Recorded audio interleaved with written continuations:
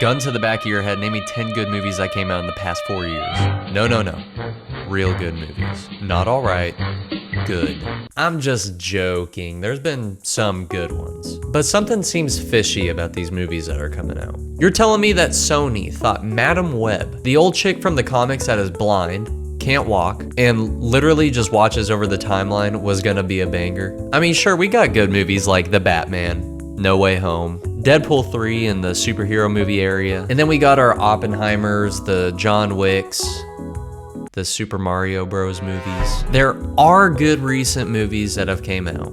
I know that. But some of these stinkers just seem off. If we look specifically in the horror genre, right? We got movies like Imaginary, Night Swim, Longlegs, or what about The Exorcist? Now, I don't specifically think that this movie was bad on purpose, but I do think that others somewhat are. Horror is in that gray area where some people love the cheesiness of a bad horror film. Terrifier is widely successful, but it doesn't have, honestly, a good story or anything. People just like it because it's a true cheesy slasher. It's gory, it's gross. Then if we look back on the Exorcist remake, you have a beautifully terrifying movie that you're being based off of, and then they just don't follow the steps at all that the first one made.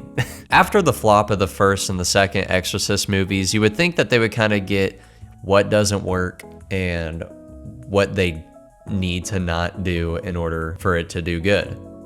Right? These people are professionals.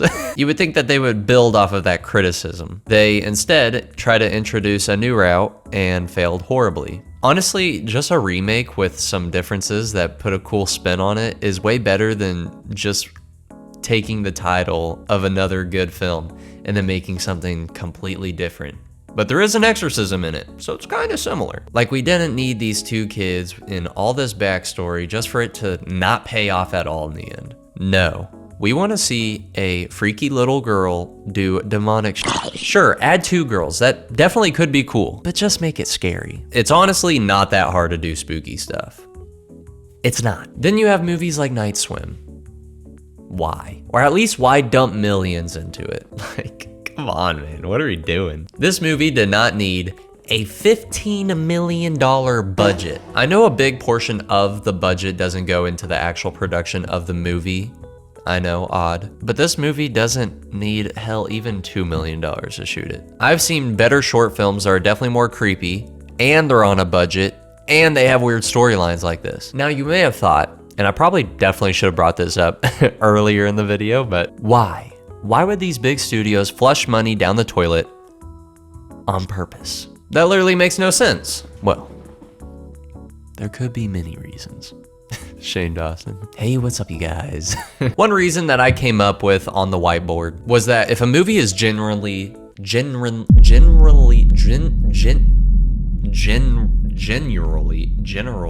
I need to drink water, is genuinely bad. Let's say we have a story that some people are fans of. A DC film, if you would. You want to make it viewable for everyone. Hell, get your grandma out of the house. Let's all go see it. Now, Jerry knows everything about comic book literature, but Grandma Sue doesn't as much. So there's 2 pathways. Grandma walks out and she says, oh yeah, that was an alright movie. I don't get it, but it seemed cool. Or we could have her walking out, laughing with the family because, wow, that was cheesy. I kind of want to look up on the internet what other people thought about that movie because surely I wasn't the only one who thought it was that bad. When you all have that common ground to talk about the movie and moments that stuck out at you even if you weren't paying that much attention, it gets you all talking. This isn't a very likely reason, I understand that, but it's just one of the few I tucked in my back pocket. It could be true though. I'll tell you, walking out of the Exorcist remake was a lot more chatty with my friends and family than Smile 2 was, because after we're done watching Smile 2, we're just talking about, you know, scenes that we liked and what we didn't like. But Exorcist 2, or Exorcist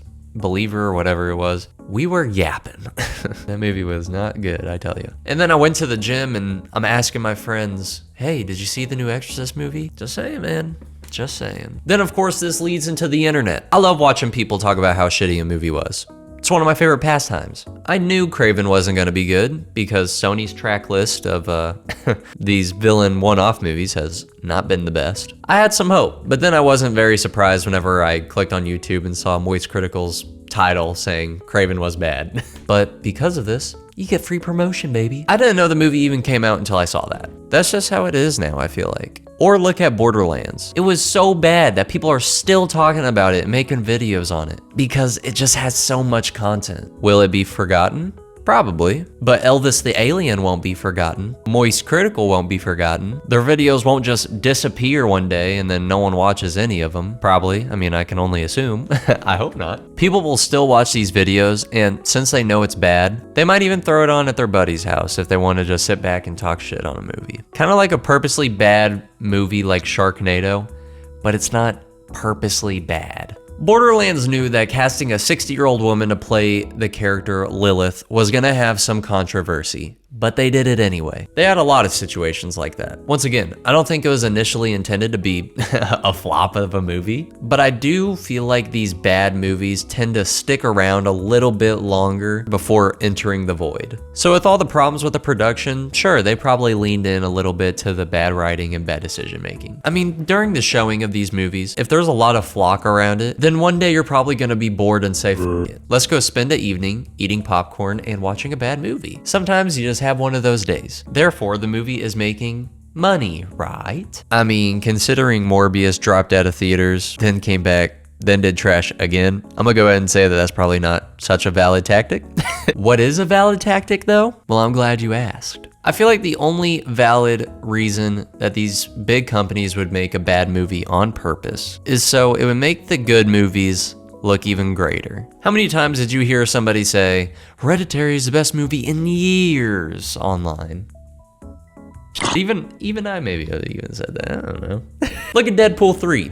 Deadpool 3 looks so good compared to the other movies that Marvel pinched off before it. It just makes the new stuff feel like a fresh breath of air. Then they keep coming back. Everyone was talking about how Marvel is dead and they don't care about the next event film until Deadpool came out. And then they reintroduced the Fantastic Four and the X-Men. Granted, people said the same thing whenever WandaVision came out, and then after was Multiverse of Madness, they said that, you know, Marvel's dead and all that. But Marvel without a doubt hit a low point. Deadpool re-sparked that Marvel flame inside of a lot of people. And it's all because of the bad content, like She-Hulk, Eternals, Captain Marvel. We needed a good movie, or at least a decent one. Deadpool's story really isn't like crazy, but you know, like I said, it's a reminder that Marvel still can be good. And it promised us a good future, and they noticed their flaws. And then we get stuff from Sony like Craven, Venom 3, Morbius, that is setting up nothing, and they just make dumb movies. I know their goal isn't to match with the MCU by any means, but I think that they know what they're doing with these garbage cans. We need the Thor Love and Thunder so we can have the Logans. As far as horror goes, yeah, we also need the not even cheesy, just bad horror movies. I think they do this less on purpose, but at the same time, there is that niche of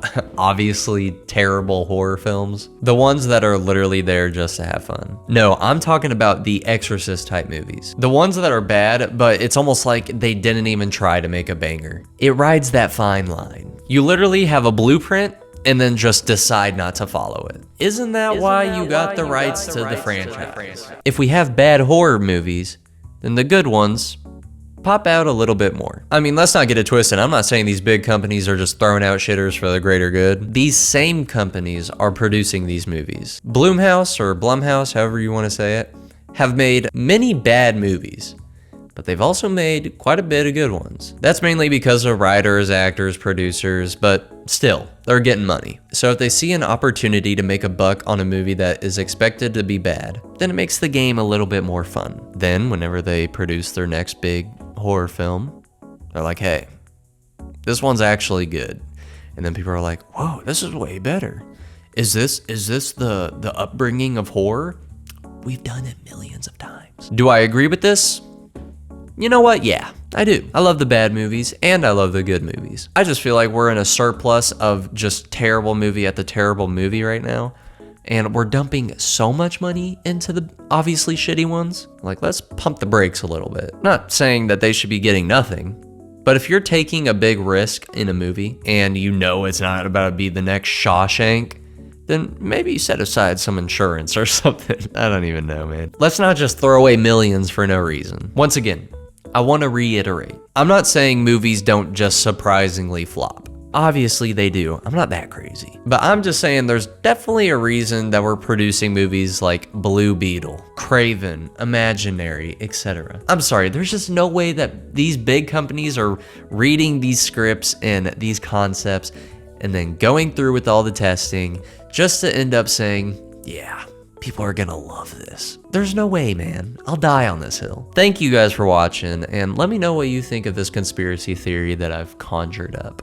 I haven't heard a great amount of people talk about this topic, but I feel like it's an interesting idea. I don't know, I may edit this and think that it's too dumb to post, but whatever, man, who knows. Sub to the channel, follow the Instagram because we are struggling over there, and have a good rest of your day.